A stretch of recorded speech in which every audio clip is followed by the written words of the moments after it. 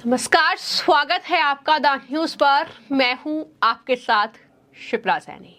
लोकसभा चुनावों के बीच देश का सियासी माहौल गरमाया हुआ है। पहले चरण का मतदान हो चुका है, 6 चरण का मतदान अभी बाकी है, लेकिन नतीजा क्या होगा वो तो 4 जून को सामने आएगा। लेकिन इसको लेकर अलग अलग कयास लगाए जा रहे हैं। तमाम लोग बात कर रहे हैं कि बीजेपी कितनी सीटें जीतेगी। 400 पार का नारा मोदी जी ने दिया है, क्या वो सफल होगा?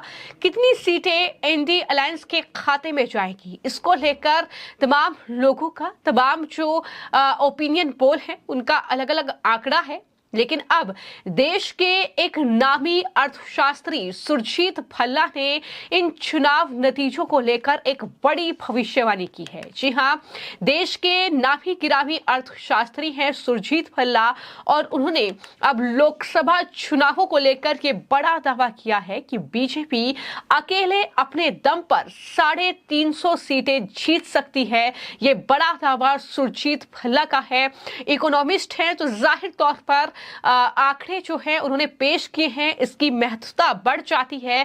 लेकिन इसी के साथ जो उन्होंने विपक्ष को लेकर बात कही है, उन्होंने साफ तौर पर कहा है कि विपक्ष की समस्या जो है, विपक्ष की जो कहीं ना कहीं हालत है, वो इसलिए इतनी बदतर है क्योंकि कोई मजबूत नेतृत्व जो है वो विपक्ष में नहीं है, और यही उनकी सबसे बड़ी समस्या है। ये भी सुरजीत भल्ला की ओर से कहा गया है। लेकिन तमिलनाडु को लेकर उन्होंने साफ तौर पर यह कहा है कि बीजेपी को 5 सीटें तमिलनाडु में मिल सकती है। यह भी सुरजीत भल्ला की ओर से कहा गया है। तो आंकड़े जो उन्होंने पेश किए हैं, जो भविष्यवाणी लोकसभा चुनाव 2024 को लेकर सुरजीत भल्ला ने की है, उसमें यह कहा है कि साल 2024 के लोकसभा चुनाव में बीजेपी अकेले अपने दम पर 330 से 350 तक सीटें जीत सकती है। उन्होंने ये भी दावा किया कि जिन भी पार्टियों के प्रचार में पीएम मोदी शामिल हो रहे हैं, उनको साल 2019 के मुकाबले 2024 में 5 से 7% ज्यादा वोटों का फायदा मिल सकता है। यह भी साफ तौर पर पीएम मोदी ने कहा है। यानी एनडीए में जो शामिल हैं अलग अलग दल, दरअसल उन्हें भी पीएम मोदी के जो एक पर्सनैलिटी है, जो उनका चुनाव प्रचार का तरीका है, उनका फायदा जो है इन तमाम राजनीतिक दलों को भी मिलने वाला है। ये भी बड़ी बात उनकी तरफ से कही गई है। हालांकि मैं आपको जानकारी दे दूं कि अर्थशास्त्री सुरजीत भल्ला 20 अप्रैल को एनडीटीवी को जो उन्होंने इंटरव्यू दिया है, उस दौरान एंकर ने उनके द्वारा लिखी गई एक किताब हाउ वी वोट का जिक्र किया। इस किताब के एक चैप्टर में भारत की राजनीति का जिक्र है। सुरजीत भल्ला ने विपक्षी पार्टी कांग्रेस को लगभग 44 सीटें मिलने का अनुमान इस चुनाव में जताया है। उन्होंने कहा कि वर्तमान हालातों को देखते हुए कांग्रेस को 2014 के मुकाबले 2024 में लगभग 2% वोटों का नुकसान उठाना पड़ सकता है। सुरजीत ने विपक्ष की सबसे बड़ी समस्या उनका मजबूत नेतृत्व न होना, ये तमाम चीजें बताई हैं।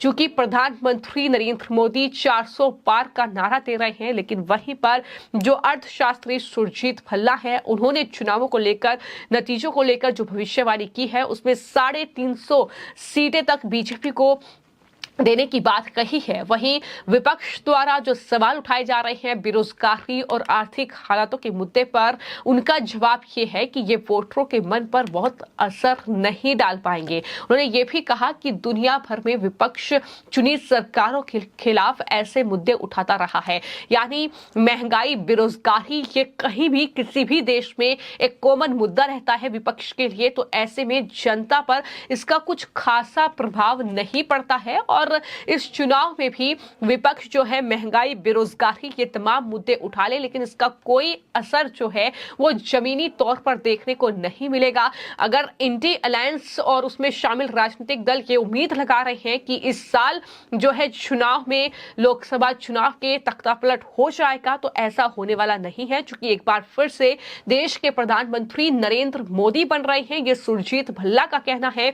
तो अपने आप में हर एक ओपिनियन पोल, हर एक वो आंकड़ा जो चुनावों को लेकर सामने आ रहा है वो कहीं ना कहीं महत्वपूर्ण है। और इन सब के बीच एक इकोनॉमिस्ट की राय, वो भी देश के जाने माने इकोनॉमिस्ट सुरजीत भल्ला ने इन चुनाव नतीजों को लेकर जो कुछ भी कहा है, जिस तरीके से बीजेपी को उन्होंने 330 से 350 सीटें बीजेपी के खाते में इन चुनाव में आएगी ये बड़ा दावा किया है, तो जाहिर तौर पर ये विपक्ष के लिए किसी झटके से कम नहीं है। हालांकि आम आदमी पार्टी से लेकर कांग्रेस पार्टी, समाजवादी, टीएमसी और तमाम जो साउथ इंडिया के अलग अलग जो राजनीतिक दल हैं वो लगातार जद्दोजहद कर रहे हैं, लेकिन इन सब के बीच जो कहीं ना कहीं पीएम मोदी का नेतृत्व है देश में, वो विपक्ष पर भारी पड़ रहा है। और एक बार फिर से जनता की पसंद जो है पीएम मोदी बन रहे हैं, ये साफ तौर पर अर्थशास्त्री सुरजीत भल्ला की ओर से कहा गया है। जब एक इंटरव्यू के दौरान उनसे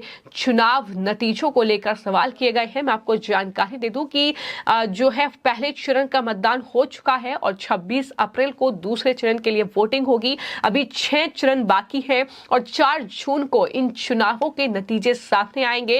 अलग अलग राज्यों में अलग अलग सीटें ऐसी हैं जिस पर सबकी निगाहें टिकी हुई है। हाई प्रोफाइल सीट है जहां पर विपक्ष के भी बड़े दिग्गज नेता चुनावी मैदान में हैं, तो बीजेपी ने भी अपने दिग्गज नेताओं को उतारा है।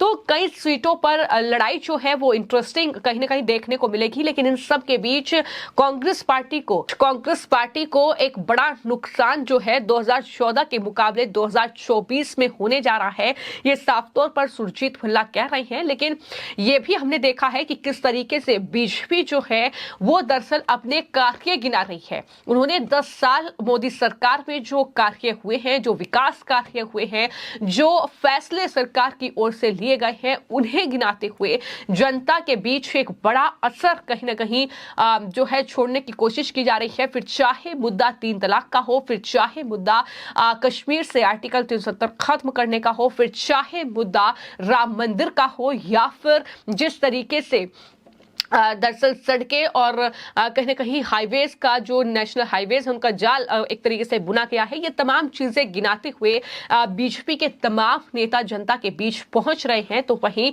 विपक्ष का मुद्दा जो है वो महंगाई और बेरोजगारी है। तो अर्थशास्त्री सुरजीत भल्ला का यही कहना है कि विपक्ष जिस मुद्दे को लेकर आगे बढ़ रहा है चुनाव में, उसका कोई खास असर नहीं होगा, क्योंकि ये एक कॉमन मुद्दा है। हर एक देश में जब भी चुनाव होते हैं तो विपक्षी पार्टियां बेरोजगारी और आर्थिक हालातों के मुद्दे पर ही कहीं ना कहीं वोटरों के मन को टटोलने की कोशिश करती है, उन्हें दरअसल चुनावी लालच देने की कोशिश करती है। लेकिन इसका कुछ भी असर जो है 2024 के इन चुनावों में देखने को नहीं मिलेगा और एक बार फिर से सरकार बनाने में बीजेपी कामयाब होगी। हालांकि ये तो 4 जून को ही देखना होगा कि क्या बीजेपी सरकार बनाने में कामयाब होती है, क्या मोदी जीत की हैट्रिक लगाते हैं, या फिर इंडी अलायंस जो है बीजेपी का खेल बिगाड़ने में कामयाब होता है। ये 4 जून को नतीजे बताएंगे। फिलहाल आपकी इस पूरी खबर को लेकर क्या राय है, हमें कमेंट बॉक्स में जरूर लिखें। धन्यवाद।